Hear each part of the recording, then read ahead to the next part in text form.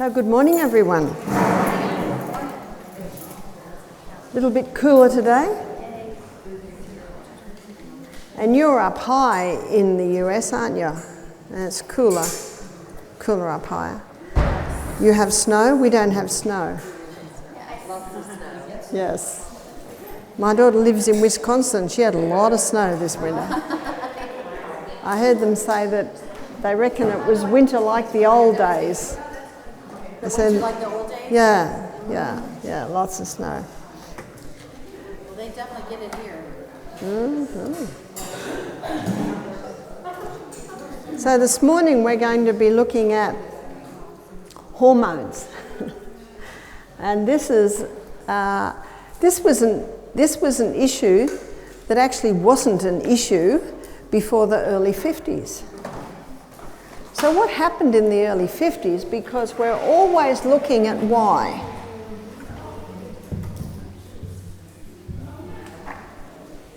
Why has hormones become an issue and it wasn't an issue? Well, something happened in 1957. The contraceptive pill was introduced to women. The contraceptive pill.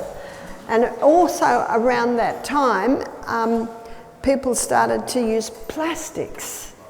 So when I was a little girl, in the late 50s, 60s, we got milk every morning in glass bottles. The cereal was in waxed paper. I took sandwiches to school and it was always in greaseproof paper and brown paper bags. What is it today? Plastics. It's all plastics. And our clothes were cotton. And in the winter, we had wool. And if it prickled us a bit, we'd just put a shirt under the wool. We call it a woolly jumper. You call it a sweater, yeah? But things have changed, haven't they? And as a little girl, we used to call it our singlets. You call it an undershirt. Yeah, their underwear, the socks, was just all cotton. But you go into some of the big shopping malls today where they have those big department stores, and I challenge you, try and find something out of natural fibre. It's very difficult. And we've also touched on this already, little bit here, little bit there, little bit here is all adding up like the dripping tap on a stone. And the plastics are also interfering with our hormones. When I was 16, my brother, who was 18, got his first car. It was a Zephyr, second-hand car. And the dashboard was cracked. And those from my era will remember that second-hand cars always had cracked dashboards. You call it a dashboard? Yeah. Have you noticed they don't crack anymore? They don't crack anymore because there's a chemical in them called nonylphenol, which causes the vinyl to stay soft. But that nonylphenol is an estrogen mimicker. Yeah. So this is another aspect that's coming in. We're bombarded from every side. We have no say over the neighbour, we have total say over what goes into our body. I am the master of my destiny. But to be able to make choices, we need to be informed. Because many are sick through ignorance. I think you'll agree with me. In fact, as people hear these lectures, they think of their auntie, they think of their brother, they think of their grandmother, they think of their neighbour. And just be careful, because when you leave here, they're going to expect you to beat them over the head with health. So you really can't do much unless they ask. It's like my sister, she's a doctor of archaeology. And we meet and we go to the cafe and she has her coffee and I have my peppermint tea and we talk about the weather or her new dress. I really have no right to say to her, do you know you shouldn't be drinking that coffee? Do you know it's going to disrupt your neurotransmitters? Does she want to sit and have a cup of tea with me after that? No. And is it going to change her? And she'd probably say, well, you're just extreme. Everyone drinks coffee. What's the matter with you? Why are you so antisocial? You can see what starts. It says, dit, dit, dit, dit. So we talk about the weather and her new dress. And it just might be one day that she'll say to me, Barbara, I don't like being on this medication anymore. Have you got any advice? Then I can speak. And you know, your best testimony is your life, isn't that right? Yes. That's your best testimony. As we start, I want to pray. I want to ask the greatest teacher that's ever walked this planet to give us wisdom. Amen. So let's pray. Father in heaven, thank you so much for this body. Thank you so much for the hormones. Give us understanding as we studied them this morning. I pray in Jesus' name. Amen. Amen. I'm just so glad we've got a body that's got an inbuilt ability to heal itself. And it's the same with the hormones. In our next lecture, we're going to discuss a very important lipid in the body called cholesterol. I'm going to show you why cholesterol is so important, and I'm going to show you that it is not the cause of heart disease. But we're going to put that on hold. We'll look at that at 3 o'clock. But I've written cholesterol there now because that's what our sex hormones are made from. If your cholesterol levels are too low, what's going to happen to your hormones? From cholesterol, the body makes pregnenolone. And in the biochemical pathway, which I'm drawing for you in the simplest way, after pregnenolone, the body makes progesterone. Progesterone is a key hormone, as we will see as we go through this class, because it's called mother. And the mother is over the daughters and the sons, yes? So the mother, progesterone, is over one, it's 3 daughters actually in one. It's called estrogen.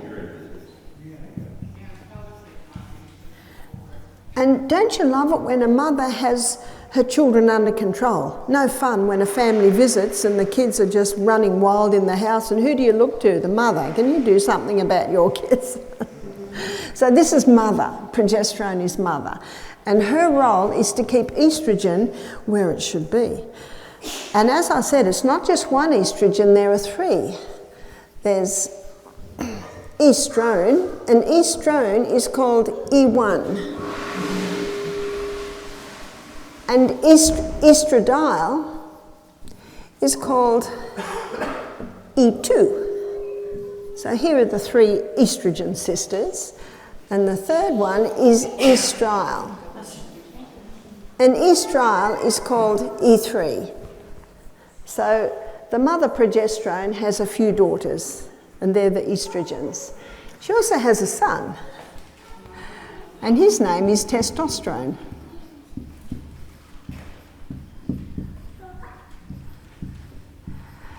Also, progesterone is looking after the adrenal hormones. That's another section of her family. So what I'm going to first do is give you the symptoms of a female that has an imbalance in hormones. And the main imbalance is the daughters have got out of control. And to understand this, it's important to know that estrogen is a cell proliferator. Cell proliferator means causes massive cell growth.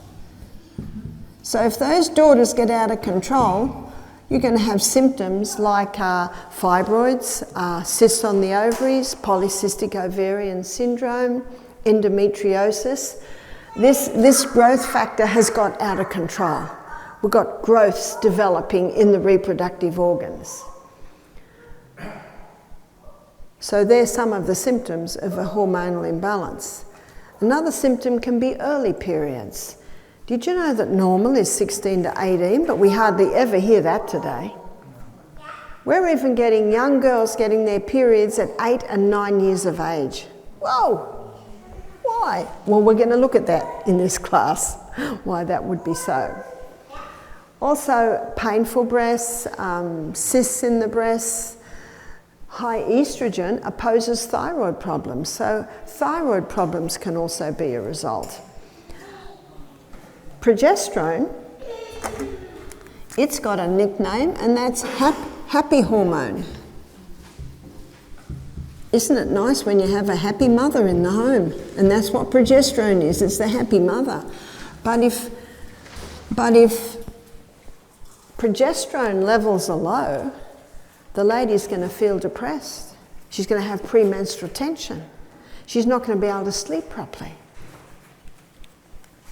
So this is all, these hormones are important, as you will see. It's the balance. The body runs according to precision balance, so it's the balance of these hormones that's important. So there's some of the symptoms of a female having a hormonal imbalance. What about a male? The imbalance in a male can be seen with low sperm count. It can be seen with penile dysfunction. The current figures in Australia are 50% of men over the age of 40 are struggling with this. I have a friend who was in charge of 35 fertility clinics. He said we had a young 21-year-old man come to our clinic wanting help for his wedding night. Eesh. Wow. Ouch, yes. Why? There's a reason, because remember Newton's third law of motion, to every action there's an equal and an opposite reaction. Proverbs 26 verse 2 says the curse causeless shall not come. It's Old English. It basically means no problem, no curse happens without a cause. There's always a reason. That's why we all should be private investigators, remember? And the best person to start investigating is the one in the mirror. Yeah. Another symptom of a male having a hormonal imbalance can be prostate problems. Prostate, I don't think we knew what that word meant 40 years ago, but it's certainly a common word today. Another symptom of a male having a hormonal imbalance is effeminate, meaning less testosterone and too much estrogen. And if a female has too much testosterone and not enough of the estrogen, she can be masculine. You're almost not allowed to talk about that in Australia today. I'm just giving you the science behind it. So as you can see, all of these problems that we are seeing today, which are far more common than they've ever been, are basically caused by a hormonal imbalance. So what I want to show you is how the monthly cycle runs. Then I'm going to show you what throws the cycle out, because if a man is born to a woman with an imbalance in hormones, he will have an imbalance in hormones. So some say it's in the genes. Well, my next question is, why is it in the genes? Yeah. And we're going to go to the stage where this monthly cycle plays out. It's the reproductive organs of a woman's body. Here's the uterus, there's the cervix, here's the birth canal. Here are the fallopian tubes. And and here are the ovaries. I'm going to explain this like a dance, because it's like a dance in that different players come onto the stage at different times of the month. So let's look at this 28-day cycle, or this 28-day dance. So day 1 is the day that a woman begins to menstruate. And the two main players in this monthly dance is estrogen and progesterone. So day 1 of the monthly cycle, progesterone, which is our blue, is backstage, so to speak. Day 1 of the monthly cycle, estrogen is also backstage. But by day 7, estrogen levels are rising, and so by day 14, estrogen is the star player in this monthly dance.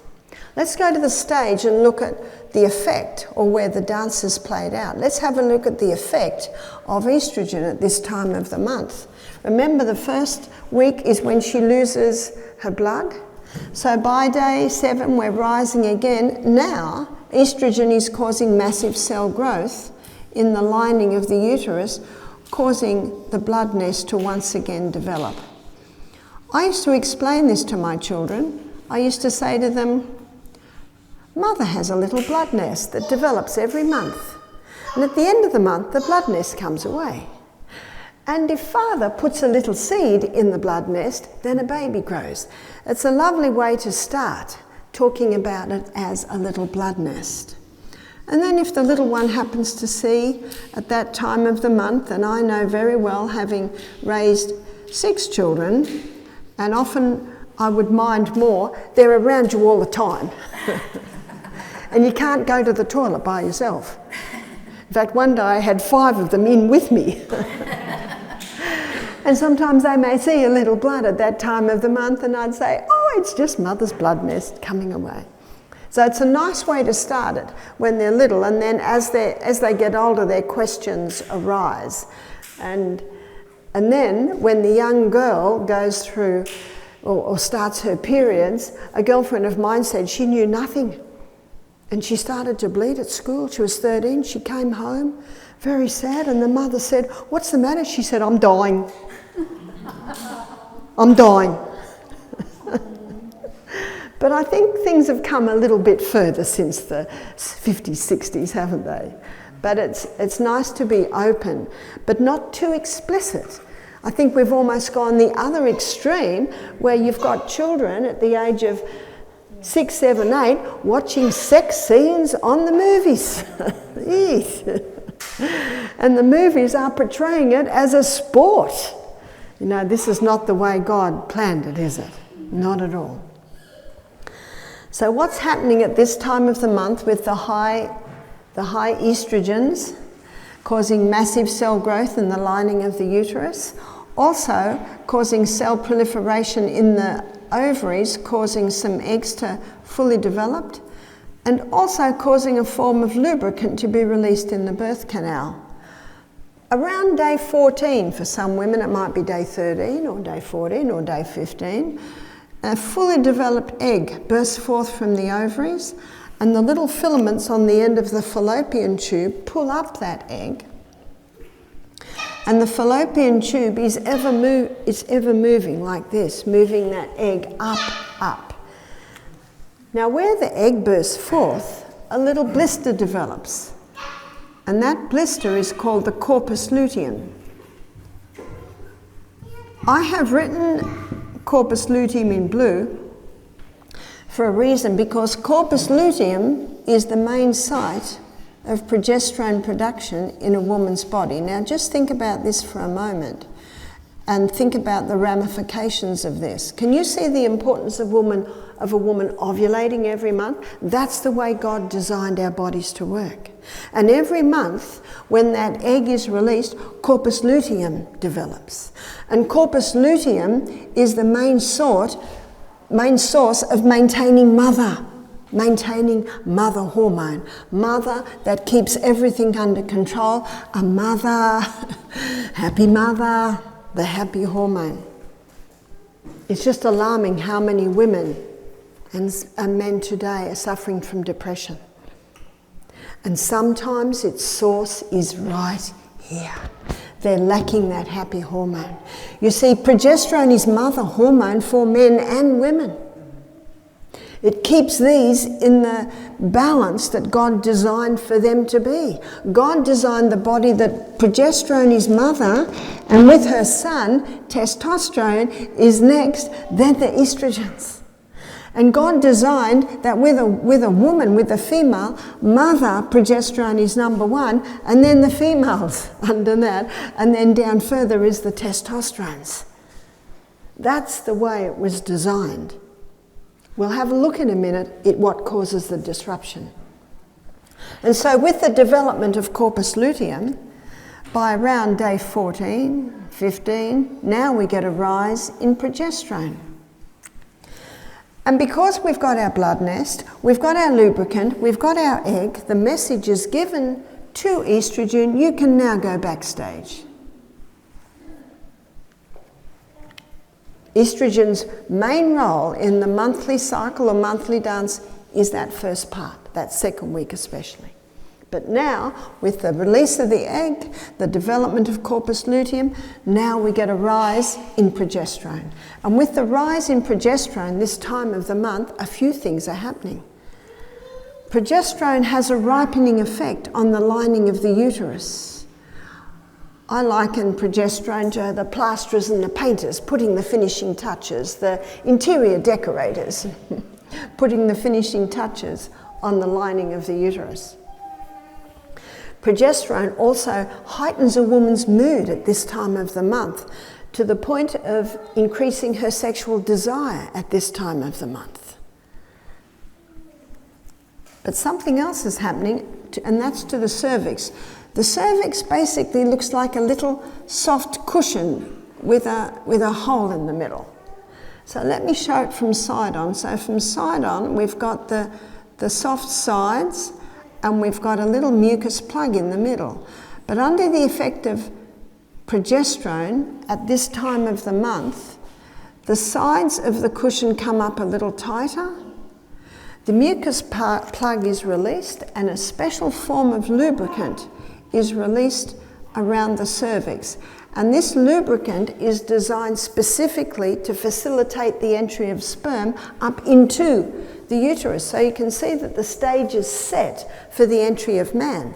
Did you know that between 200 and 500 million sperm are released with one ejaculation? That's incredible. I think God said, well, give it all he's got. Surely one will get through. Because sometimes up to half come back out. And it's the smallest cell in the human body. And if the sperm meet this cervix, very difficult to gain entry, but they're so small, a few can often get through. But when they meet this cervix, wow, then they've got power. That lubricant literally grabs that sperm and shoots it up into the uterus, and it's got a long journey, long way to go. There's no road map, so some of them go down the wrong road and they basically die and absorbed away. But some of them go down the right road. Aha, they've found their prize. I was at a conference one day and I saw a photograph of 15 sperm all trying to gain entry into the egg. But only one does. The outside covering of the egg looks like that. And what the sperm has to do, it has to nudge its way in here. And when it does finally gain entry, the other folds, they close up very tight, and a chemical is released to kill off any more sperm that might try and gain in. Isn't it incredible what science shows us today? Sometimes, not often, sometimes two sperm gain entry at that same split second. Now that's when the twins shed the placenta. Isn't it a miracle any of us are here? But there's more. Sperm is an alien to a woman's body. And when sperm enters woman's body, her immune system rises to attack. But God has a plan for that too. When sperm goes through the prostate gland of a man, it takes on an immune suppressant property. So that when woman's immune system rises to attack, the immune suppressant property of sperm knocks back her immune system and sperm survives. Now, woman's body has memory, and every time her husband enters her immune system rises, and then it says, it's husband, we'll just stand back. Because woman's body sees familiarity. And that was God's plan, isn't it? God's plan is for, and that's what the Bible says, the man shall leave his parents and become one with his wife. And they should be together forever. That was God's plan. And there's so much suffering a result of stepping aside from God's plan. Can you imagine how dangerous it can be for a woman's immune system if she has multiple partners? Because then she gets constant blasts, her immune system gets constant blasts. And can you imagine how dangerous it can be in the area of anal sex, this immune suppressant property going in an area where it should never go? What happens if a woman does fall pregnant? What if she conceives? Then her progesterone soars 200%. Don't we often say of a woman that's pregnant, she's just blossoming? I remember my daughter Jessica, she had hair to her knees when she got married, living in the rainforest with her hippie gowns on, going through the rainforest, with pregnant. She was, we used to say, Jess is on cloud 9. She's my romantic daughter. What if a woman was not blossoming in pregnancy? What would it mean if she is not feeling that good? It would mean that she's lacking progesterone, and we'll look at why that would be so. Estrone, this estrogen daughter, very strong cell proliferator action. Estradiol, this daughter also has strong cell proliferator action. But estriol is the delicate.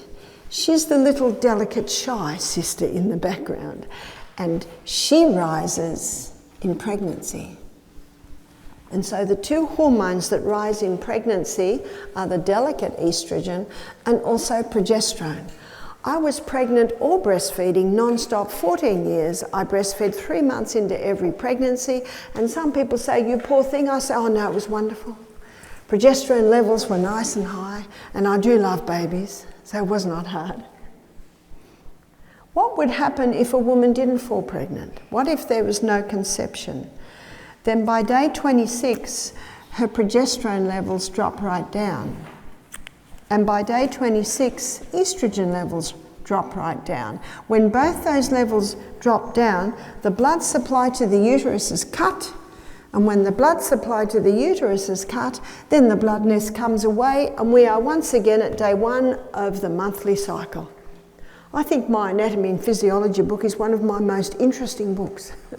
It's very interesting understanding how the body works. This is how the monthly cycle should look. Unfortunately, it doesn't look like that with many today. So the question now arises is why? Why? Let's have a look at why. Number 1, 1957, the first contraceptive pill was introduced to women. 1960s is called the sexual revolution. Women wanted to be able to have sex without falling pregnant. But one writer in Australia, they called the pill the mass murder of millions of women. Wow, strong words. Why did this writer claim that? Let me show you what the pill is. The pharmaceutical companies grow acres and acres of Mexican wild yam. And in the laboratory, the plant chemical that is in the wild yam, which is called diosgenin, which is naturally occurring in the wild yam, in a laboratory that can be converted to progesterone. It's called progesterone because it has an identical molecular structure to the progesterone that our body makes, mother hormone. But the pharmaceutical company can't patent that. They can only patent something they create, something new. That's why they don't like sodium bicarbonate. They can't patent that one. And so what the pharmaceutical company does, it adds a few more atoms to one area, and it came up with a synthetic estrogen. And this is what was in the contraceptive pill. But because the contraceptive pill was causing so many problems, it was revealed by the 90s, early 90s. You see, the Cancer Foundation in Australia, they've issued a statement that estrogen is a known human carcinogen, causing massive cell growth in areas where it should never. And they recognised that this pill was pure estrogen. So breast cancers, uterine cancers started to arise. And so then it was made law in medicine that they had to also add a progesterone. So they came up with a synthetic progesterone, and that's called progestin or progestone. They can't call it progesterone because they can only do that if it has this identical molecular structure. And of course, when they came up with the synthetics, they can now patent that. And so now the contraceptive pill has synthetic estrogen and synthetic progesterone. Has that helped? No. Because that synthetic progesterone competes on the receptor side on the cell with our progesterone. But when these synthetic hormones are fed into this biochemical pathway that our body uses to make its hormones, it causes a disruption. And when the disruption happens, the body thinks, must be pregnant. Isn't that the main disruption it knows? So it stops releasing the egg, so the woman doesn't fall pregnant. But because she doesn't release the egg, corpus luteum's not being made. And the lady takes the pill for 3 weeks a month, then she takes a sugar pill for a week. And when she takes the sugar pill, the brain says, oh, mustn't be pregnant, and does a token bleed. And then a week later, then the synthetic hormones come on again, and the body thinks, oh, must be pregnant. Won't release the egg. Corpus luteum's not made. Can you see the disruption? But I want to show you with these two colours what's happening. So progesterone, there's mother. Mother should be up here. But what's happening is, month after month on the pill, no progesterone is being made because corpus luteum's not being made. So where's progesterone going? It's dropping. And month after month on the pill with its synthetic estrogen, where's estrogen going? Up high. I liken estrogen to fire and water. Good slave, bad master. So where's estrogen now? Estrogen's up here. By the way, where's progesterone? It's down here. Estrogen, with its cell proliferator action causing massive cell growth in the uterus, there's your fibroids, there's your polyps, there's your cysts on the ovaries, there's your polycystic ovarian syndrome. And this tissue lining the uterus is called endometrium. And because estrogen level is so high, too much endometrium is being made and it starts to wander all through the abdominal wall. It's called endometriosis. And then on day 26, when the levels drop and the blood nest comes away, they also bleed, but they have nowhere to go. And that causes excruciating pain. And these are some of the stories that women have told me. They went to the doctor, they had endometriosis, and so they get a diathermy needle. It's like they burn it out. With keyhole surgery, they burn out all the little pockets. Does that help? No. If you don't turn the tap off, you're still mopping up in the other corner.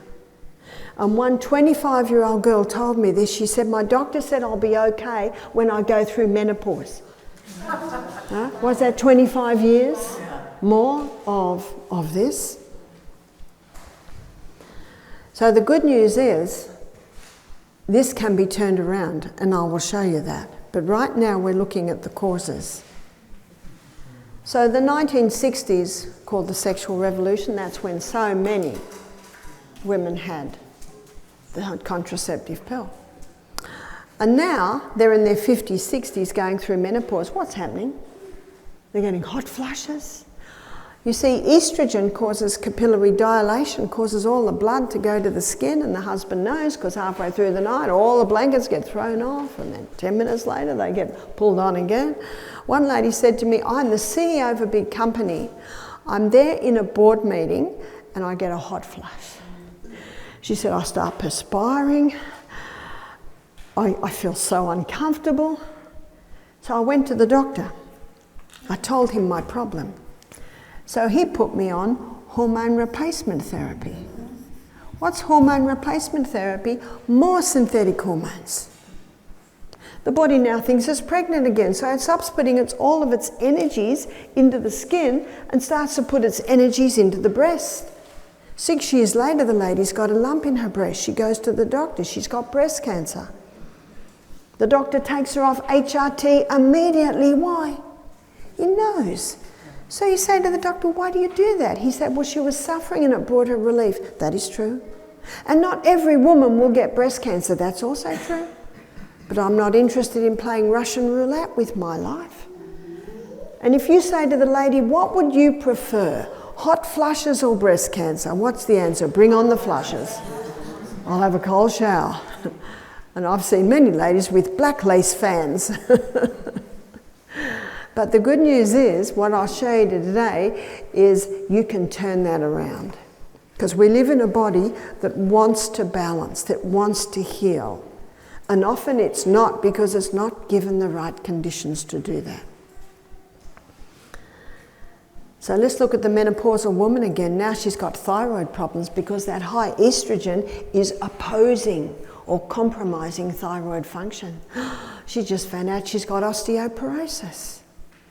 You see, in bones, and we're doing a lecture on osteoporosis a little bit later in the week, and you will see that progesterone, mother hormone, boosts bone building cells, whereas estrogen, it boosts the old bone being taken away. So if you've got high estrogen, you've got too much old bone being taken away, and you're lacking progesterone, the new bone's not being built. Let's go back to the menopausal woman. She's now depressed. Because where's happy hormone? Way down here. She can't lose weight. With this high estrogen, where does the weight go on? Not our ankles and not our wrists, in our reproductive areas. She has no desire for sex. And when she does have sex, it's painful. She hasn't any lubricant now. The cells that line the vagina are tender. She is, of all women, most miserable. She can go to the doctor, he can give her HRT to stop the flushes, and he can give her antidepressants which will fix her mood, but does that fix the whole problem? It's just masking. The body's calling for help.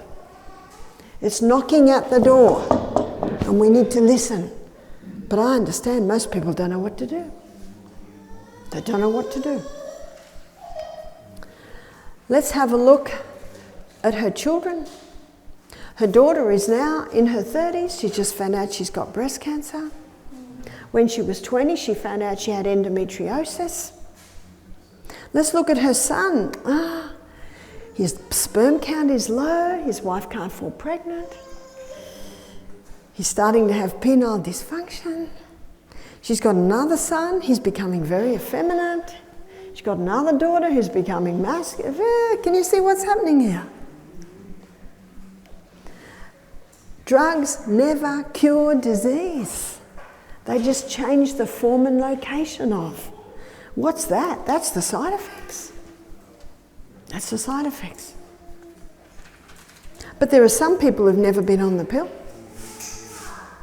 And they've got obvious symptoms, and their children are struggling. What causes a chicken to be fully developed in 5 weeks? It's growth stimulants. By law, they're not allowed to give growth stimulants anymore. So what they've done is genetically modified the chickens to produce more estrogen.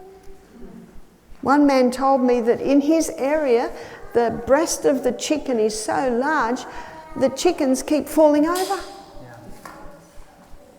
We had a young guy attend our program. He's 35. He said, "I've got 2 friends, 2 guys." He said, one's 6'6", one's 6'4", and the father is 5'10", and the mother is 5'2". Where did that come from? Well, their father owns a chook farm. Well, in Australia, we call adult chickens chooks. Did you know that? I'm just teaching a new word, chooks. We call it a chook farm. So, what are they eating every meal? The chickens or the eggs. And if it's in the chicken, it's in the egg. Mm-hmm. And in Australia, it's against the law to give cattle growth stimulants. But we had a cattle farmer's wife do our program, and she said every month they knock on our door, the pharmaceutical reps, pushing the growth stimulants. And they tell us exactly when to stop so it's not picked up in the blood test at the abattoirs. Mm-hmm. So if it's in the meat, it's in the products. Well, what about fish?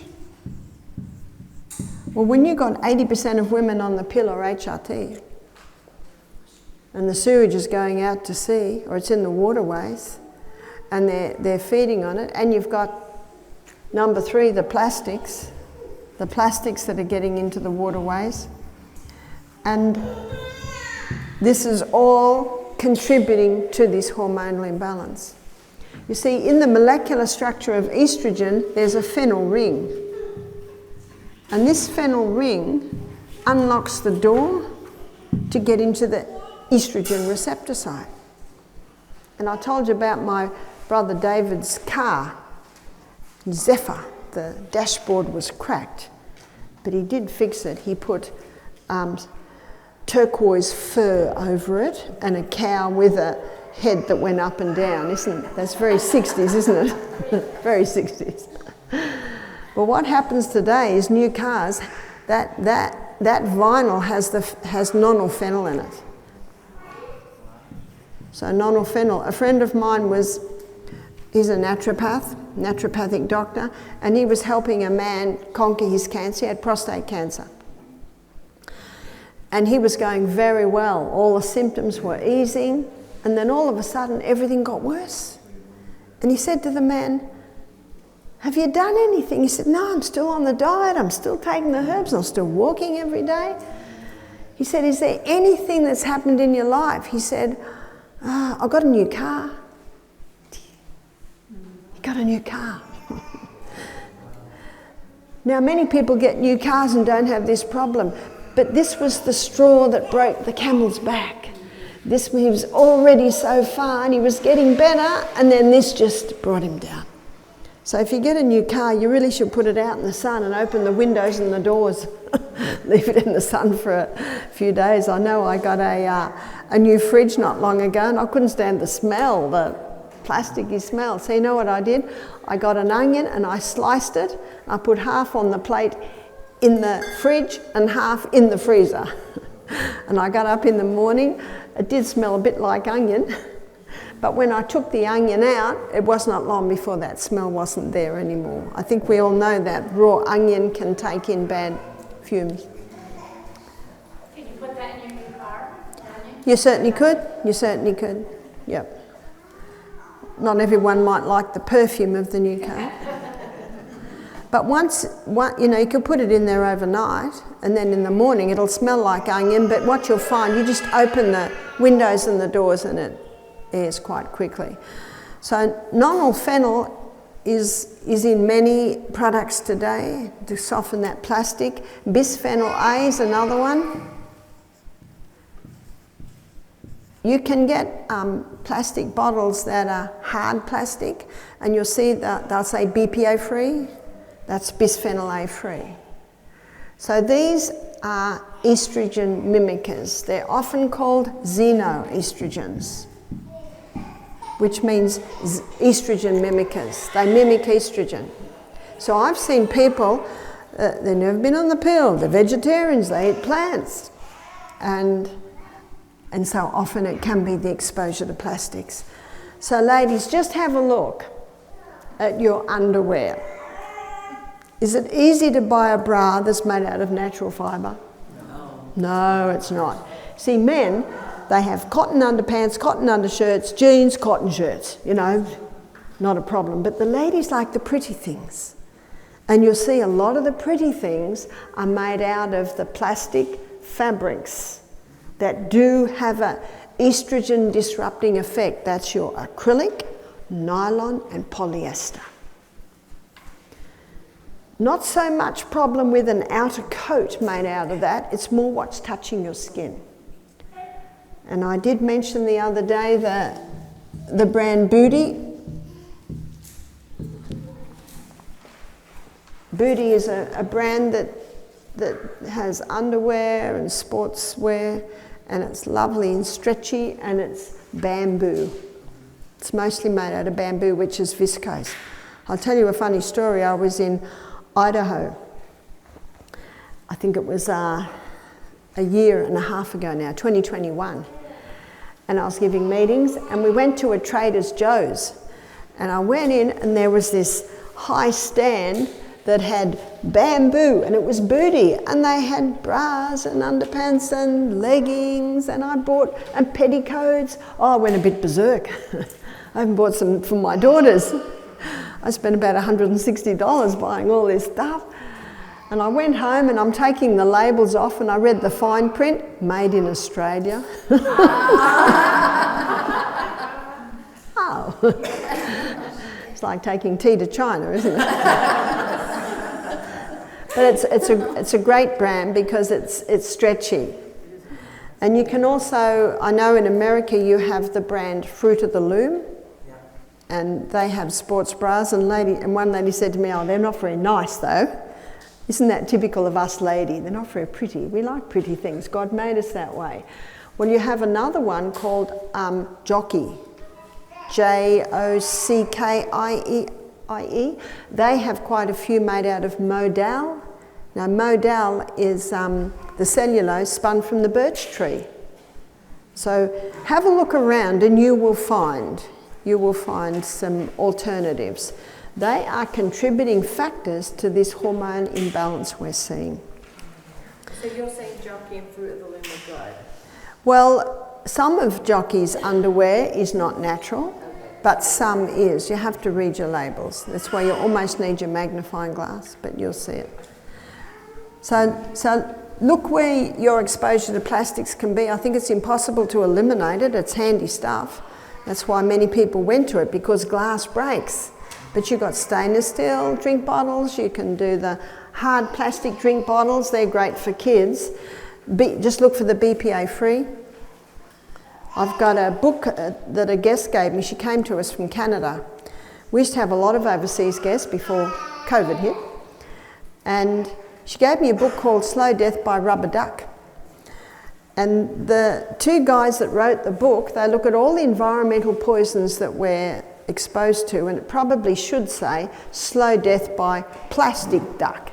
Didn't we always put rubber duckies? But they're plastic now. And he shows that this children that are sucking on the plastics, they're getting little by little those xenoestrogens. My daughter spent $15 and bought a rubber pacifier. You can get, you call it pacifiers, we call them dummies for the baby.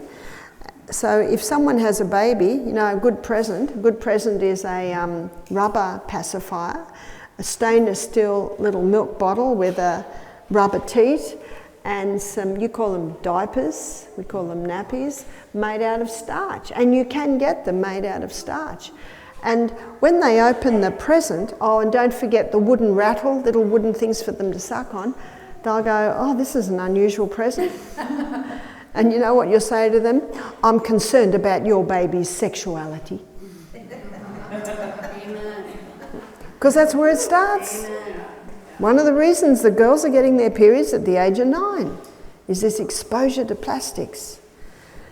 Something else is coming in that's causing a disruption, and that's the electromagnetic fields. Yeah? Okay, I have an announcement. Protect the family jewels. Men and women, the worst place to put your laptop is on your lap. They're finding girls who are using laptop on the lap at 10, 11, 12, 13, 14, 15 years of age when their eggs are developing. Let's fast forward to in their 30s, 47% miscarriage in those girls.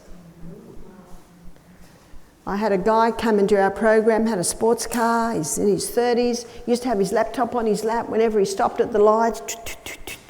Often on a long trip, he could flick down, always on his lap. Testicular cancer in his early 30s.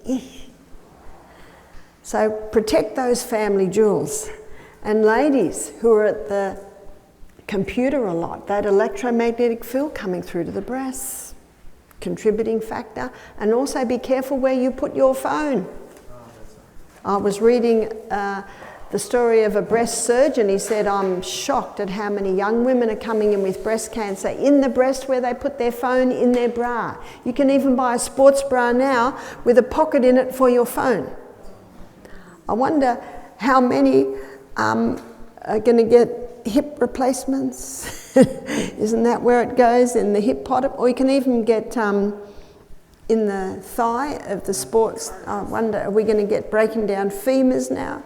So be careful of your exposure to electromagnetic field.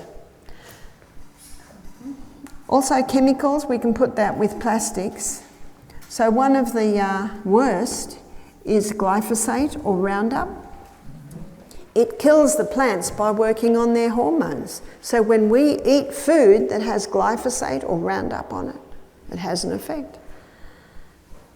the Sri Lankan president banned Roundup or glyphosate in 2015 because of the amount of rice farmers who were getting endocrine cancers, their hormonal cancers, and the children that were sick. Well, as my graphic designer is working on my new book, at the moment, hopefully be out by September, it's a handbook on natural remedies, he wanted confirmation on that, you know, because you have to put your references in. And he said, oh no. I said, what is it? He said, oh, they've just lifted the ban. Has Roundup suddenly become safe? No. Maybe they were given an influx of money to legalise it again. But I'm the master of my destiny. I'm the one that chooses what's in my home and what goes into my body. So organic food's very important because of this effect. There's one more effect. So I'm going to lift this so that you can see it a bit. I realise the people up the back. But I'm very happy for you to come and take a photograph of the board when I've finished. So electromagnetic field, be careful of exposure to that, especially around the reproductive areas of your body. Number 5 is wheat. Why wheat? On Monday we talked about the role of mould and fungus with disease, and they have estimated there's about 5 million different moulds, yeasts and funguses.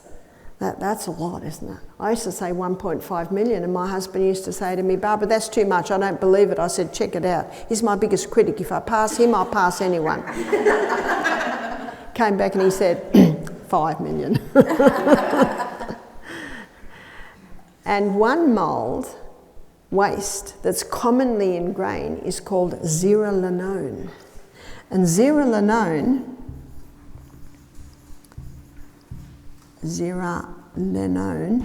is a mould waste that has an estrogenic effect on the body. And where the problem arises is in storage. It's like peanuts. You grow your peanuts, you wash them, you cook them, or you boil them, not a problem. But when they've been in storage in those big silos, cold, frosty, warm morning, hot, sunny day, what's happening in the silo is moisture, and that's exactly what's happening with wheat. But with wheat, the mould waste that's given off is zearalenone, and it has this estrogenic effect. Every mould waste has a different effect. And they first found this, I've got a book at home called mycotoxins. Mycotoxins is the medical term for mould waste. Mycotoxins and their effect in plant, animal and human health. And so I'm of course interested in the human one. And in Puerto Rico in the 1980s, they were using a product called Zearalol. And Zearalol was made from zearalenone, and it was an anabolic agent. They were giving it to the cattle as a growth stimulant because it has an estrogenic effect, which is cell proliferation. And they thought, oh, this is much better than the chemicals because it's from a mould waste.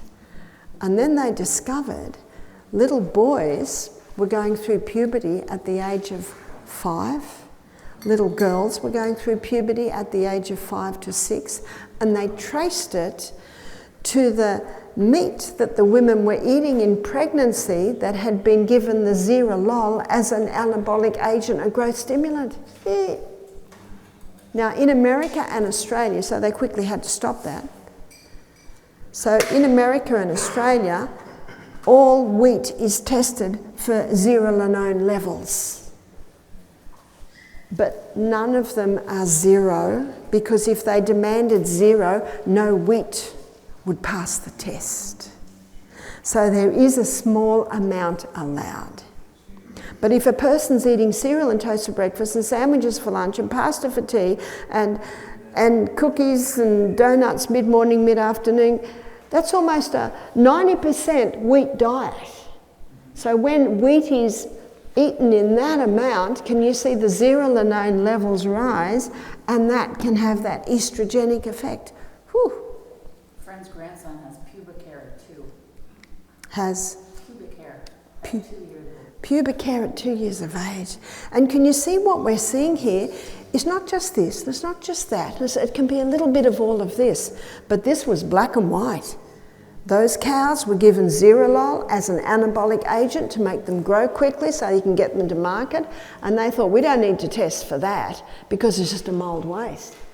And then all these little ones started to have these hormonal problems at a very young age, and it was so common, it was almost like a epidemic in that area, and they traced it to the Zerolol in the meat. Eek. One of the many stories. But aren't you glad that there's hope? And there is hope. There's Psalm 146, starting at verse 3, it says, "Put not your trust in princes." What are princes? Are they the authorities? "Put not your trust in princes, neither in the Son of Man, in whom there is no help." Is that right? Yes. And then the Bible says their breath goes forth, they return unto the earth. In that very day their thoughts perish. In other words, they're just, volatile people that actually eventually die, go back to dust. And then the next verse says, "Happy is he that hath the God of Jacob as his help, whose hope is in the Lord his God, which made heaven, earth, sea, and all that in them is, which includes us, which keepeth truth forever." Stark difference, isn't there? That's right. You're the doctor. You're the one that makes the decision. Your doctor can advise, and you have every right to say thank you for your advice, but I'm actually not going to go with that. Remember what my husband says? No. And then he smiles. He gets away with blue murder because he smiles. No, not going to do that. And that doctor was so shocked because no one's ever done that to him. It's time for us to do that. Yes. And you don't actually have to say no if you don't want a confrontation. My husband doesn't mind confrontations. But I also have to tell you that Michael and I have never had an argument. We've been married 25 years. We don't always agree, but we will not argue about it. We just accept. He's a petrol head and loves tar and cement. I'm a greenie and love the plants. Well, my plants come up to his cement. And right now he's watering my indoor plants. That's true love, isn't it? When I know he'd like to get a weed cutter and mow them all down. But you can say, "Thank you for your advice, I'll get back to you." What's the old saying? Don't call us, we'll call you. You don't have to do it, and you don't have to take it. Investigate, find out what it's doing, look at alternatives. I think that's why you're here, so that you know that. Yeah. What about soy? What do we hear about soy? Bad news. Okay, let's have a look at, is it bad news? Here are 3 cells. Here are 3 estrogen receptor sites on the cell. This is xenoestrogen, which is the estrogen mimicker. You find it in plastics, you find it in chemicals, you find it in the glyphosates and the zearalenone. A slice of wheat bread a day is not going to do a huge thing. You see, it's the overload, which many do. How big is your xenoestrogen? Its effect is 20,000 times stronger than human, so it's huge. And that xenoestrogen has the same strong cell proliferator action as those first 2 estrogen sisters. So how big's human? Human estrogen is 20,000 times stronger than plant. So how big's human? Human just sits like this. So how big's plant? It's just a tiny little slip of a thing that just lines the receptor site. And plant estrogens are found in soy, they're found in red clover, in some greens. But which is the one we most need to fear, students? Is it the plant? Not at all. It's the xeno. So you read articles that say, if you've got breast cancer, prostate cancer, don't eat soy. Will you ever read an article that says, if you've got breast cancer, prostate cancer, Don't use chemicals in your homes. Will you read that? No, you won't. So here's the soybean grown in America today. It's called Roundup Ready because it's been genetically modified to resist Roundup. And a farmer told me this. He said 5 times before harvest, that whole field is sprayed. And all the weeds die and the soybean keeps growing. That's a bit of a worry, isn't it? Yes. That soybean is a problem. Not because of the natural delicate estrogens, but because of the xenoestrogens that are in that soybean because of the sprays, the Roundups that's put on it. A friend of mine did a thesis on soybean. People are all the time asking her, tell us about the soybean. She's got a 1-sentence answer. She says, it's real easy. God made it good, man mucked it up. End of story. There were no soy allergies until this soybean came along. But now we're finding people even having allergies to the non-GMO organic soybean. So if you have an allergy to soy, my suggestion is don't touch it. I don't have an allergy, and I quite enjoy scrambled tofu now and then. It's a pity to throw it out because it's quite an amazing food. And remember, the chemicals and drugs and chemicals, they're like robots. They come in, get out of my way, I've got a job to do whether you need it or not. Whereas the plant estrogens, they knock at the door. Excuse me, can I come in? No, we've got too much. Okay, I'll sit at the door. And you know what the beauty of that is? That blocks that receptor site from that xenoestrogen being able to get in. Remember, it's got the key, it's got the phenyl ring, it just barges straight on in. And if estrogen levels are low and it knocks on the door, the cell says, please come in, we do need you. Medicine calls it synergism, the way the plants work with the body. And Psalm 104 verse 14, the Bible says, God gave herbs for the service of man. I love that verse. The herbs come in and say, where would you like me? It's like the hawthorn berry. We'll look at that in our next lecture. It strengthens the heart. If your blood pressure's too low, it'll bring it up. If it's too high, it'll bring it down. That's what I want to use in my body. So if you do use soybean, just make sure it's organic.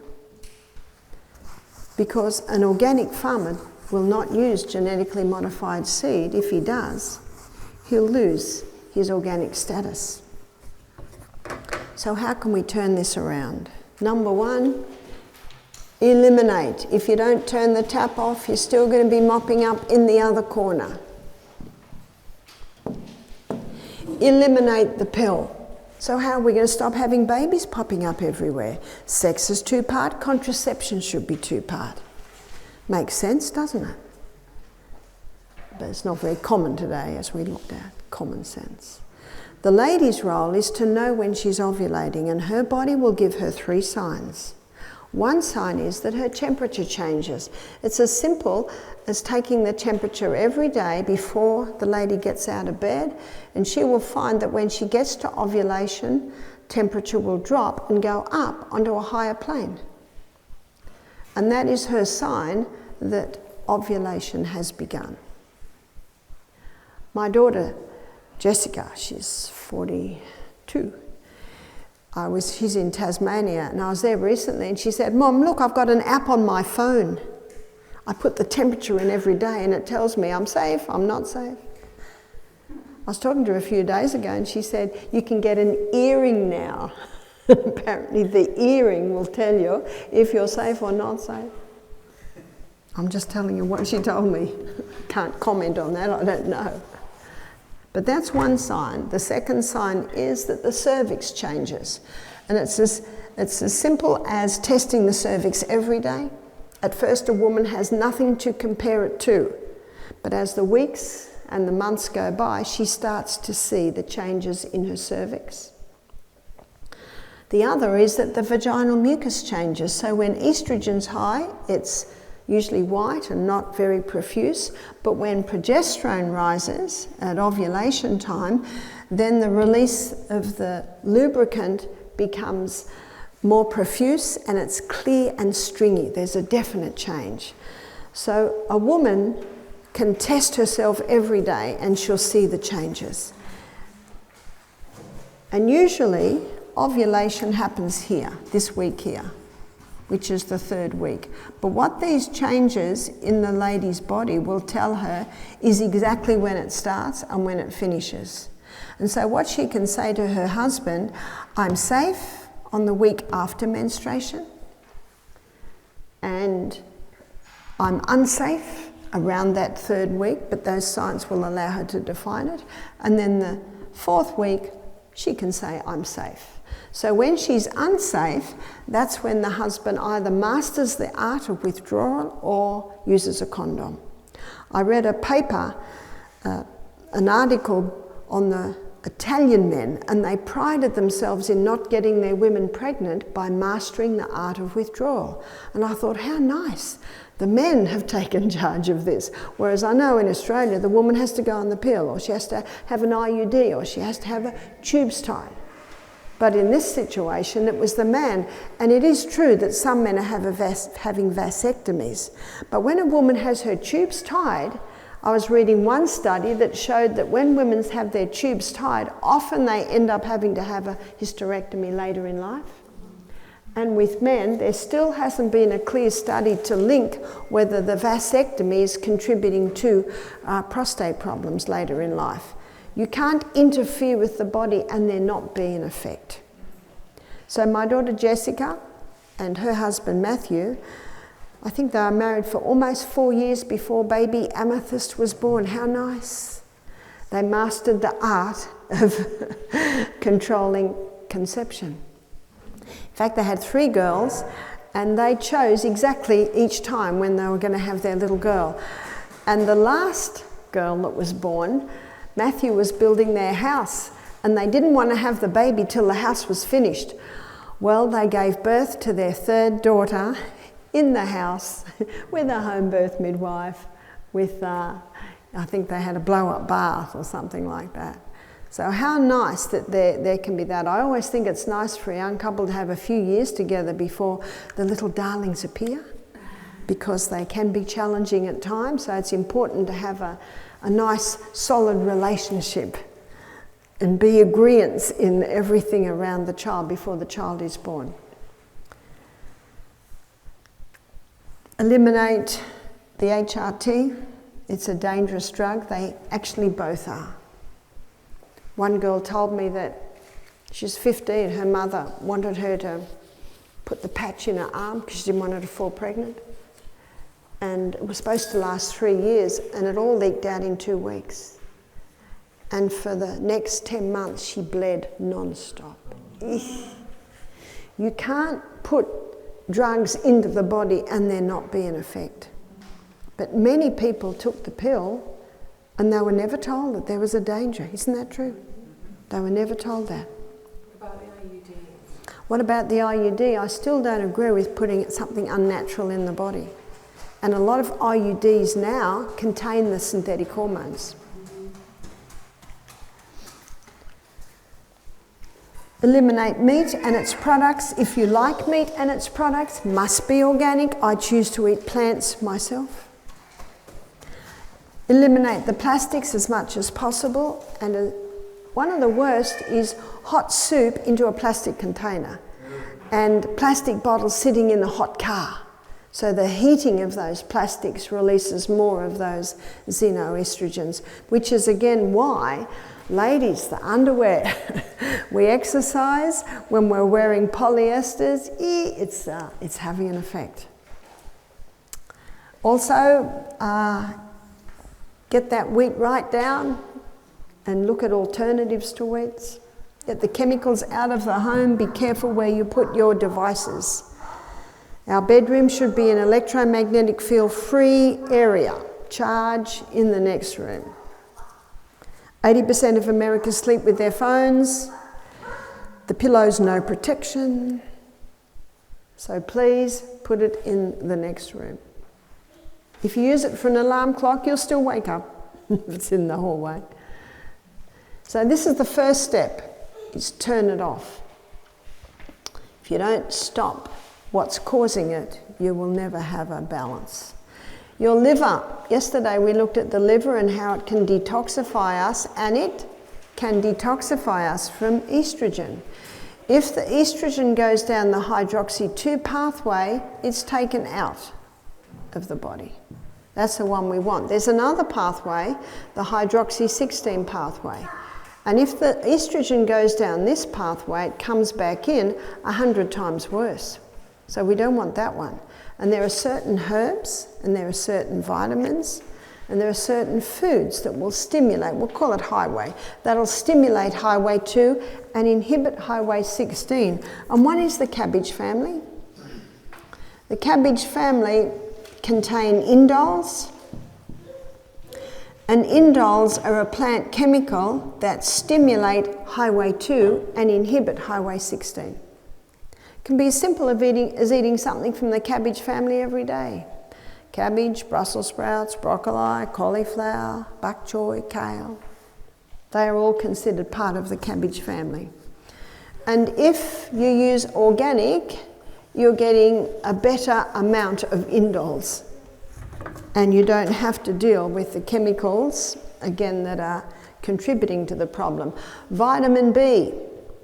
Vitamin B6, B9 and B12 are 3 B vitamins that stimulate highway 2 and inhibit highway 16.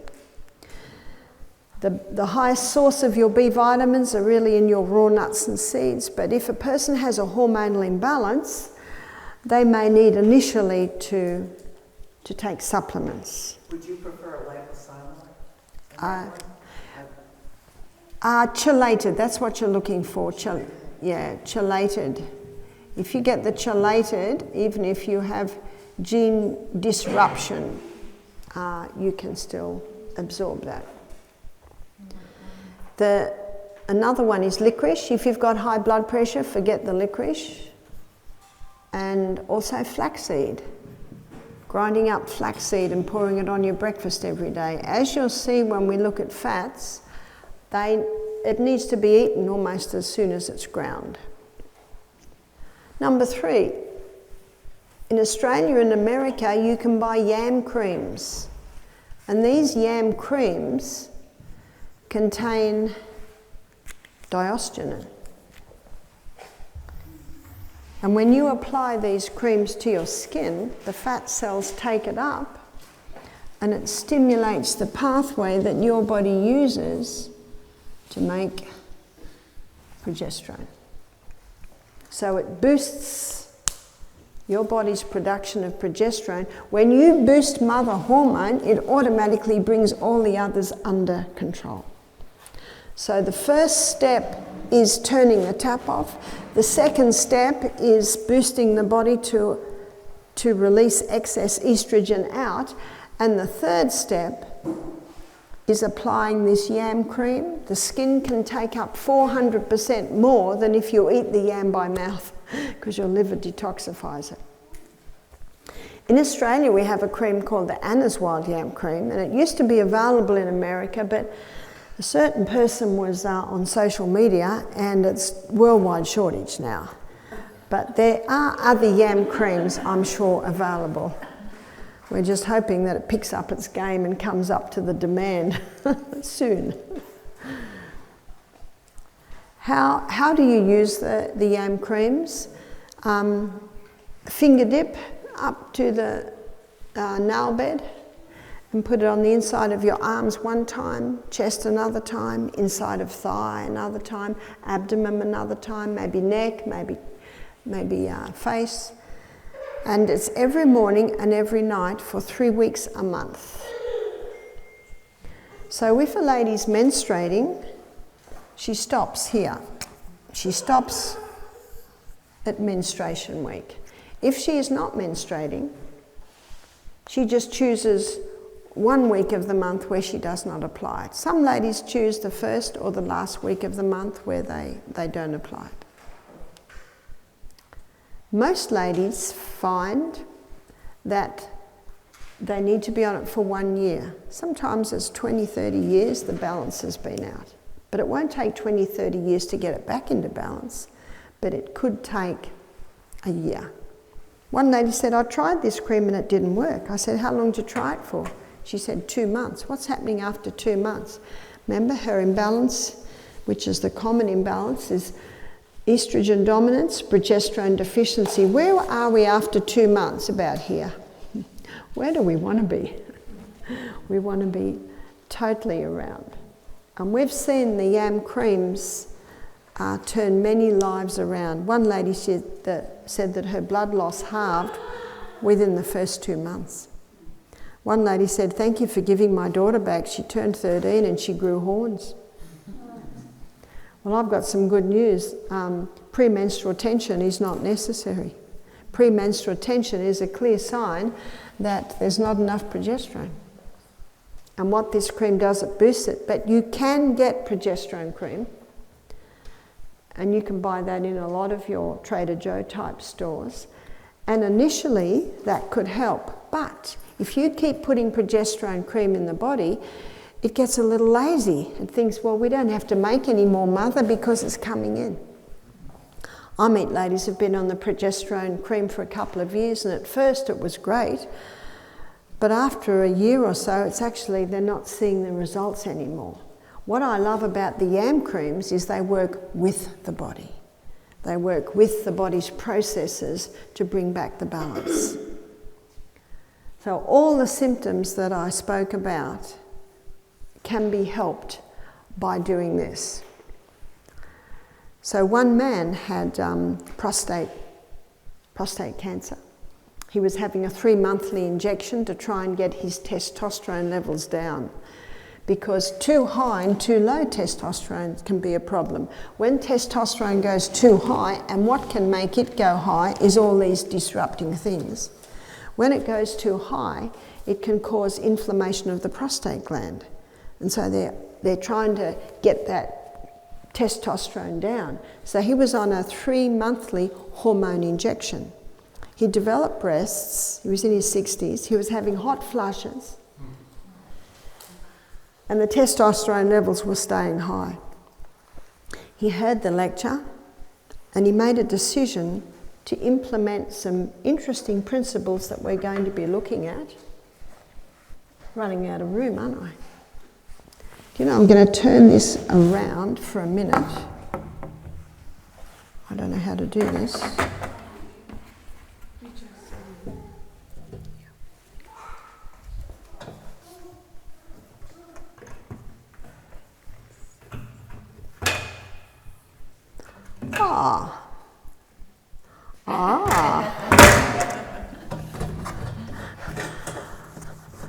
I need a rubber. Someone who'll come behind me and rub. So what I'm going to do is I'm just going to use this section of the board here. And these are the true remedies. And I've put them under the acronym Sustain Me, because that's what we find they do. They sustain.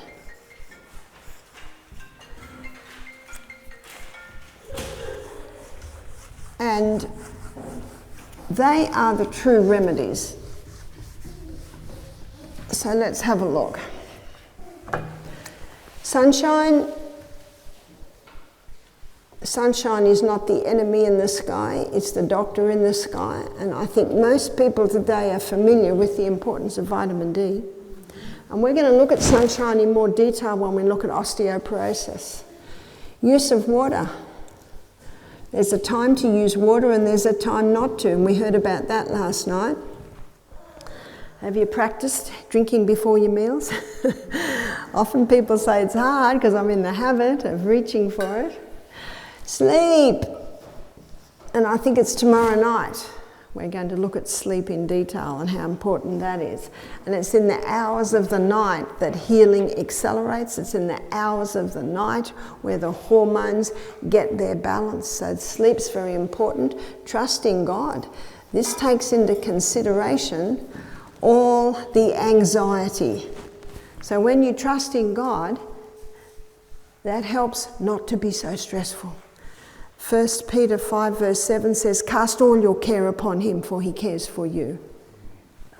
Abstain. There are some things that must stop if you're looking for optimum performance. And as we look at heart today, you will see that there are some things that are huge disruptors to heart function. Refined sugar and caffeines, we looked at that, and alcohols, we looked at that a little bit on Monday. Inhale. We should be inhaling through our nose. We did touch on this a little. Nutrition. We need to be eating nourishing food, ideally high fibre, generous proteins and great fats. Moderation. Even good food can turn to poison if you overeat it. Exercise. The body must move every day.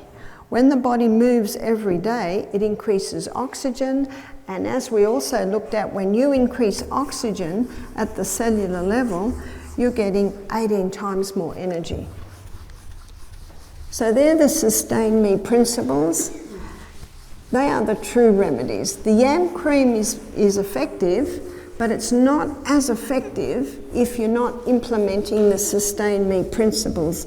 So let me tell you about the man who was getting the 3-monthly injection and having hot flushes and developing breasts. He heard about these principles as he came to the health retreat. He started to go to bed earlier. He started to drink more water. He started to see that our body was a trust and we've got to start looking after it. He stopped his daily coffee. He stopped his nightly red wine. He started to eat plants. He started to practice inhaling through the nose. Not easy, is it, when you're exercising?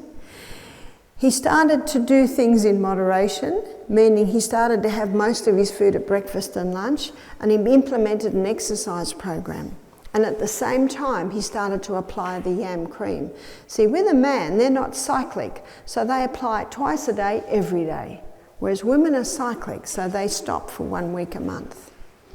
His wife emailed me 3 months later. She said, he hasn't had the injection, he's been using the cream. She said his breasts are going down and the hot flushes have diminished. She emailed me 10 months later. She said he's just had another test and his testosterone levels are the lowest they've been for years. And the breasts have totally gone and he has no more flushes at all. Wow. So simple. And yet all he did was work with the body. And it is true that these are the true remedies. And how much do they cost? Isn't it the best things in life are free? They just take a little bit of effort and a little bit of time. And we'll be using that as our foundation as we look at heart in our 3 o'clock lecture and as we look at diabetes in our 6 o'clock lecture. And the title of my new book is Sustain Me. And hopefully that will be available soon. Can I have some help to change this over again? Thank you.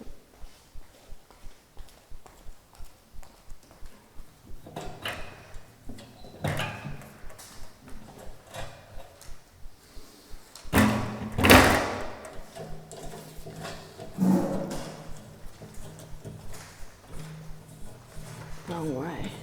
So number 4 is the laws of health, which are the sustain me principles. I had one lady who attended our program and she said, 3 months later, she said, I'm feeling so good, I'm not getting the hot flushes in the night, I have more energy. She said it, and she is 45, she said it's really, really changed my life. And then she emailed me 6 months later and she said, the hot flushes have returned. She's 46 now, starting to go through menopause. Menopause can happen anywhere between 45 and 55. And so I began to investigate. Have you done anything different? No, I'm still exercising. But I've started to have a cup of coffee every day with some sugar in it. And I thought, isn't that interesting? Just that was enough to just tip it back again. I'm sure when her hormones are fully balanced, that she can probably afford to have a cup of coffee on a Sunday morning with a friend. But then she certainly can choose, and I know we bought a few things there. There's the Cafex and the Dandy Blend or something that are coffee alternatives. When you realise what it's doing to you, when you realise how, and when we look at osteoporosis, and you realise that caffeine is really disrupting with the formation of the bones. And it's not the one odd cup of coffee, it's actually day after day, after week after week, after year that it has that effect. I used to drink a lot of tea. I haven't drunk tea for many years. And I was at a lady's place about 10 years after I'd stopped tea. And she said, can I make you a cup of tea? And I said, have you got herbal tea? She said, no, but I've got green.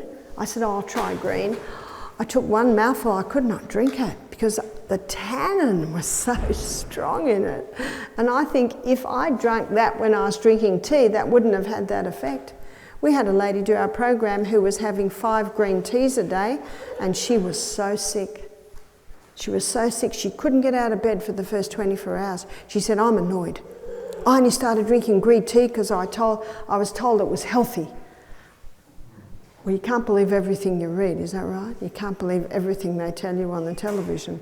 And unfortunately, a lot of those advertisements, they just want your sale.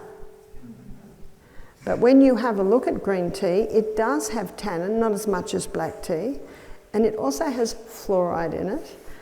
And so it has caffeine and tannin in it. So there are a few things that aren't good with the tea. I grew up with tea. I'm a 5th generation Australian Scottish descent. We had cups of tea every day. But I started to stop the tea when I realised that it was contributing to my dehydration, because I didn't drink much water. I used to get headaches all the time. I used to get sinus all the time. I don't get headaches anymore, and I don't get sinus anymore. And I think it's because of the ceasing of the caffeines and then keeping my body well hydrated. So let's have a look at the menopausal woman. So the menopausal woman, she's having the hot flushes. Yes, definitely, the yam cream will help with that. She's not sleeping well, the yam cream can certainly help that. Some women it helps straight away, some women it takes a little bit of time. With the weight loss, it'll certainly help with that because the yam cream will get that unruly daughter of estrogen down and under control again. Desire for sex, yes, it can help with that. But what about painful sex? What about the lack of lubricant and the cells that line the uterus are tender? Well, there's something that is becoming very popular, and that's called the yoni stones. The yoni stones were developed in the Chinese dynasty. Apparently, one of the famous empresses was using it, and the concubines, because the emperor a lot of the time had concubines, they would use the yoni stones to get sexually toned. But what they're using them for now is to remedy many health problems.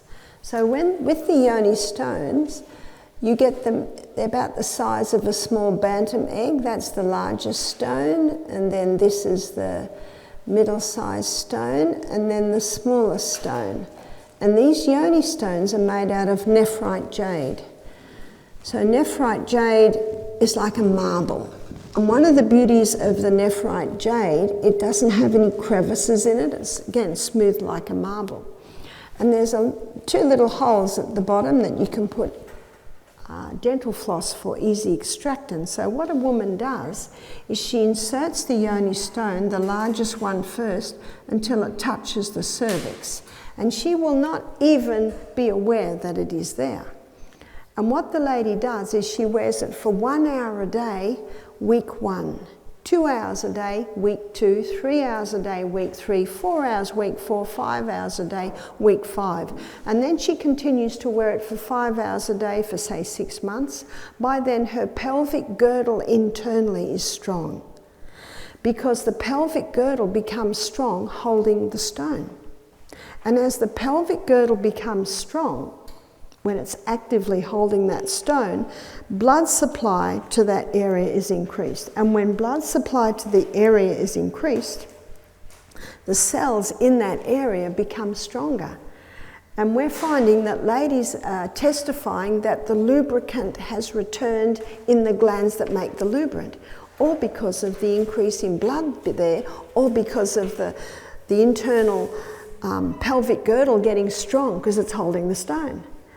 And I've had several ladies tell me that sex is no longer painful because now they're lubricated and the cells that line the vagina are getting nourished because of the blood coming to that area. So I had a couple see me, they came to me, they said, we're a little bit embarrassed to tell you this, but we want to tell you this. They're in their 50s. The man said, I've been using the yam cream and it just puts lead in my pencil. He said, I'm not as virulent as I was in my 20s, but he said, I'm much better than I was. And the lady said, and I'm enjoying sex again because it's no longer painful for me. So the yam cream and the yoni stones are working together to help ladies heal in their reproductive organs. My daughter Jessica, I told you she had her home birth in her new little house her husband had built in the pool. And her home birth midwife was in her 50s, and her home birth midwife told her this story. She said, I had a prolapse. What's a prolapse? A prolapse is when the uterus drops down almost to the opening of the vagina. Very uncomfortable situation. I went to the doctor and the doctor said, I can repair that with mesh. Now she decided to Google that and she didn't like the sound of this mesh. Sometimes it works and sometimes it doesn't, and if it doesn't work, the lady can be in trouble. And she Googled prolapse and she found yoni stones. And she read about the yoni stones, how when wearing them, the pelvic girdle gets strong because we are constantly fighting gravity. And if the muscles aren't strong, it won't hold up the uterus. So wearing the yoni stone strengthened her pelvic girdle, which pulled her uterus up into place. And she went, obviously not overnight, but she went back 3 months later and the doctor said, I don't understand this, but he said, you don't have a prolapse anymore. Well, she knew she didn't because, she felt so much better there. It's all muscle. It's muscle strength. Why do they use mesh? Because so many women, when they're in their 50s, 60s, have lost all tone. They're dehydrated, they're drinking too much coffee, the coffee's taking the minerals out of their body, they're not eating nourishing food, so the cells aren't nourished, they don't exercise anymore. So when the doctor opens up, he can't sew these tissues together because the tissue has no strength. So they have to use a mesh. So it comes back on us, doesn't it? Keep your body well hydrated, keep it well nourished. Keep it strong through exercise. And there is no need for the prolapse. My daughter Emma, her twin girls just turned 19. And they were both 6-pound babies. Can you imagine a little lady? She's about an inch taller than me, holding there's a lot of babies in there. She gave birth to them both. Breech. It was her third pregnancy. She wanted a home birth, but she had a scan and they're both upside down. So she went into a hospital and she got an obstetrician who specialised in birth with twins. And at first he said he can do what she wants. Then after a while he said, nah, I want to do a Caesar. She said, well, I'm not turning up. And every few days he'd book her in for a Caesar and she wouldn't turn up. She stayed at home. Remember, I'm the master of my destiny. She stayed at home until she went into labour. And she went into labour, I think, about 36 weeks. So she went in and she had her home birth midwife with her. And her husband was ringing me in Australia saying, can you talk to Emma? The doctor said she must have a caesarean. And I said to my son-in-law, I support my daughter's decision. Emma gave birth to both babies, naturally, 20 minutes apart. How nice. But ever after, if ever she coughed or laughed, she'd lose a little urine. And she just thought, well, I've had so much weight on that area, this is me. And I mean, how old's Emma? She was only in her early mid-30s at the time, not a nice thought of what's ahead if this is the rest of my life. And then she heard about yoni stones. So she started to wear them. And within 3 months, she could cough, she could laugh, she could even jump on the trampoline and she would not lose any urine. It's just muscle. And if you don't use it, what happens? You lose it. So it's of the utmost importance that we exercise every day. And I'm devoting a whole session to that. I think that's Friday, where we look at what type of exercise, what exercise does to you, and how you can implement that into your life. So these are some of the areas where we have seen yoni stones help so many women. One lady said that a week after hearing this lecture, she came home and her husband's in the dining room, where, you know, near the lounge room, smiling, and he said, "I've got a present for you," and it was the the yoni stones. Because he'd heard how it had helped, and of course wanted to help his wife. In fact, one lady, after she'd been wearing the larger stone for 6 months, she was in her 50s, and she went to the middle stone, and she'd been talking to her daughter about it, and her daughter, who's in her late 30s, said, "Can I have it now? Can I have the large stone?" And she'd had a couple of troubles in childbirth and needed a little bit of repair there. I call this God's surgery. And God's surgery is so gentle. I used to work in operating theatre. It's not gentle. It's actually quite violent in some ways. But I do acknowledge that in some cases, surgery may be necessary. Like this lady that said, "My father's about to have a total hip replacement. What should he do?" I said, "Have the total hip replacement." Because that's certainly, you know, enabled people to walk again. But if I'd been able to see him 10 years ago, we might have been able to give the body the right conditions so that it didn't get to that. And if I'm in a serious car accident, I'm very happy to be taken to hospital and have repair done there. But there are many cases where surgery is not necessary, where you can do the simple natural treatments. And remember the 4-letter word time. You've got to give it a little bit of time. Rome wasn't built in a day, and we don't get better in a minute, do we? It takes a little bit of time. But I'm surprised at how quickly bodies do revive and restore when they're started to give the right conditions. Are there any questions? Yes? I have a question that a friend had that couldn't be here. You were talking about in pregnancy, lacking progesterone, you might have morning sickness. Is that correct? It can be. It can be. That can be one of the signs. Morning sickness is fairly common, and even the healthiest ladies seem to have morning sickness. My daughter Emma vomits every single day of her pregnancy, and she eats all the homegrown veggies. So some women suffer more than others. I used to myself just get nausea, and that's why the thalidomide was given to women in pregnancy, to help with their morning sickness, and that's when they gave birth to babies with no arms. You've possibly heard of that. So be very cautious about anything you take in pregnancy that's not natural. Magnesium can often help a woman who has nausea. And also, one lady told me a chiropractor adjusted her spine and that helped her nausea. Sipping on ginger tea can certainly help with nausea. And it's not uncommon in the first 3 months. It's usually by about the 4th and the 5th month, the nausea is not as much. Yes? Is night sweats considered hot flashes if you're 100? If night sweats considered hot flashes if you're 100, it is. It is, and that's where the yam cream can help. Yes? Can yam cream be used for teenage girls?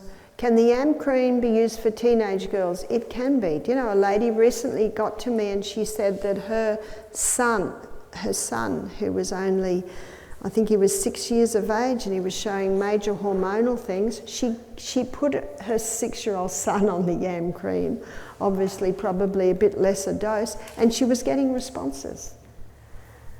Can you have too much progesterone? Can you have too much happy hormone? Any answers? No. What did they say of Patch Adams? His problem was he had excessive happiness.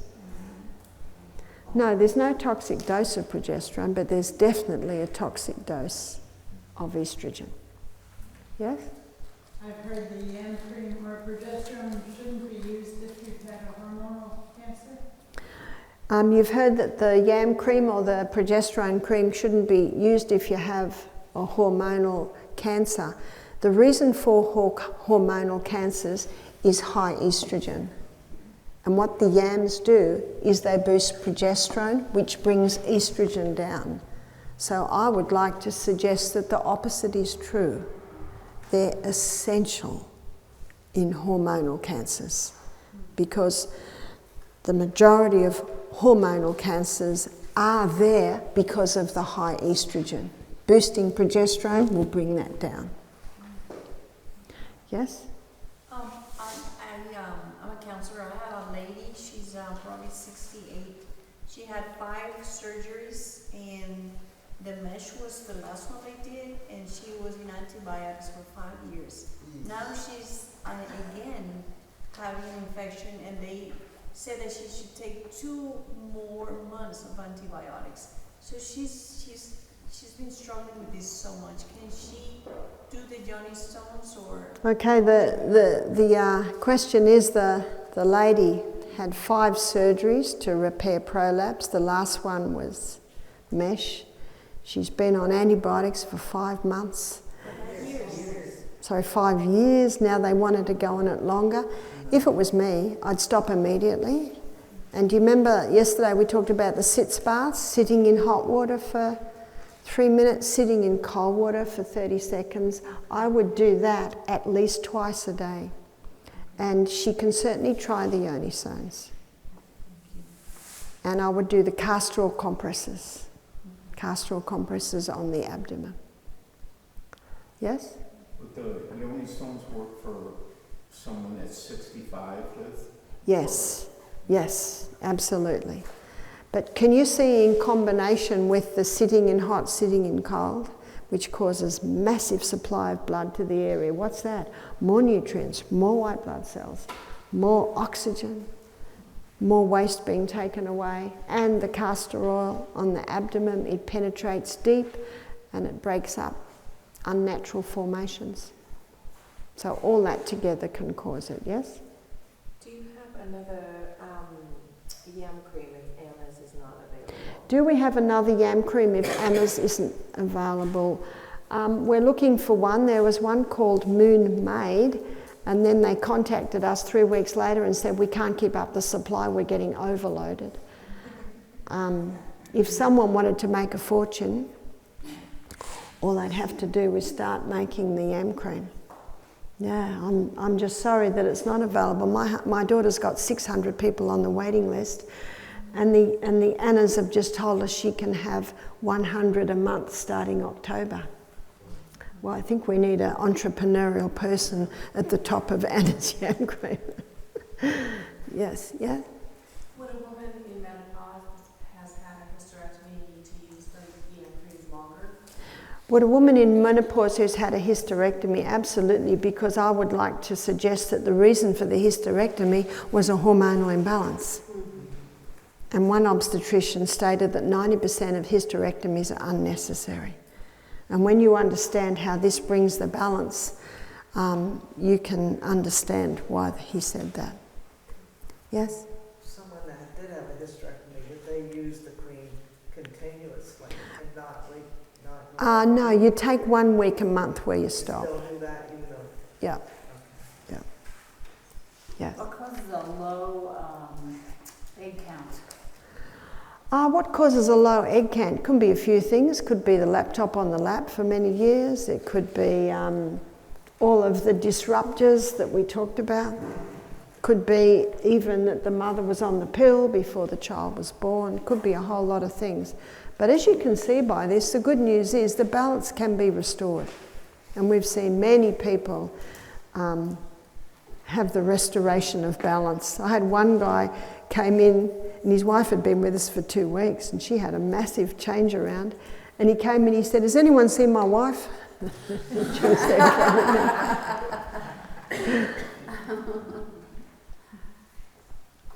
Yes? I had a friend who had ulcerative colitis, and she had surgery, and her entire colon and 6 to 12 inches of her small bowel was removed. And she's on this Creon, and she wanted to know if there's anything natural that she can use. There absolutely is. And you see, this is the end result. It's tragic that they start to take that away. That's a clear sign that what they're doing isn't working. That's a clear sign. So yesterday we talked about the gut and we talked about slippery elm. And slippery elm coats, soothes, heals the lining of the gut. Drugs will never cure. But drastic dietary changes, we talked about stopping those foods, wheat, dairy, oats, peanuts and refined sugar, because they're irritating to the gut when it is inflamed. Yes? Water has been a very important part of this conversation in the last couple of days. What kind of water should we be? Well, ideally, if you have a filter on your tap and you can get reverse osmosis, which will get fluoride out. Reverse osmosis? Yeah. Yeah. And I'm sure some from farms are having well water. Yeah. You can have the well water tested and see how that sits. You might not bottle any type of bottled water. Well, if I've got nothing to drink, I'll drink bottled water. Remember, it's not the odd day you do it and the odd day you don't. It's what you do every day. My eyes just caught sight of a beautiful blue glass bottle there. the glass, the stainless steels, that looks like a hard plastic, yeah? Yes. Could you hold that up, please? It's got a lining in it. Yeah, see, that's the hard plastic. You can't squeeze it. It's a BPA free. And could you hold your beautiful bottle up? And look at that, beautiful glass. But we've got quite a few stainless steels also. Yes? I've heard about putting food-grade hydrogen peroxide into water to oxygenate it. What do you think about that? You could.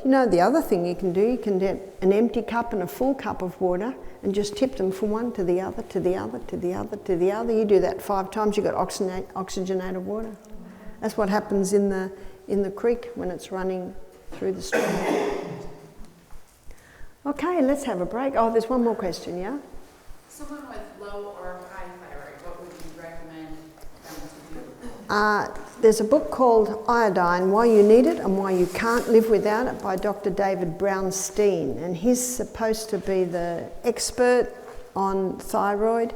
And he shows that under and overactive thyroid glands can both be from an iodine deficiency. And to check your iodine levels, you get Lugol solution, L-U-G-O-L-S, and you put it on your skin. And if it'll make a brown mark, and if there's still some semblance of brown after 5 hours, your iodine levels are good, because iodine is the main food for your thyroid. But if it's gone in an hour, that's an indication your iodine levels are low. So it's just a matter of putting it on every day until it stays for that time. That's one aspect. Another aspect is the yam cream, because an imbalance in hormones compromises or opposes thyroid function, and the result of that can be either too high or too low. And I've known people that have been on thyroid medication for low thyroid, and now they've got high thyroid. So it's far better if you can try and work with that thyroid gland, and please don't let anyone take it out. You said Lugol solution. L-U-G-O-L-S, Lugols.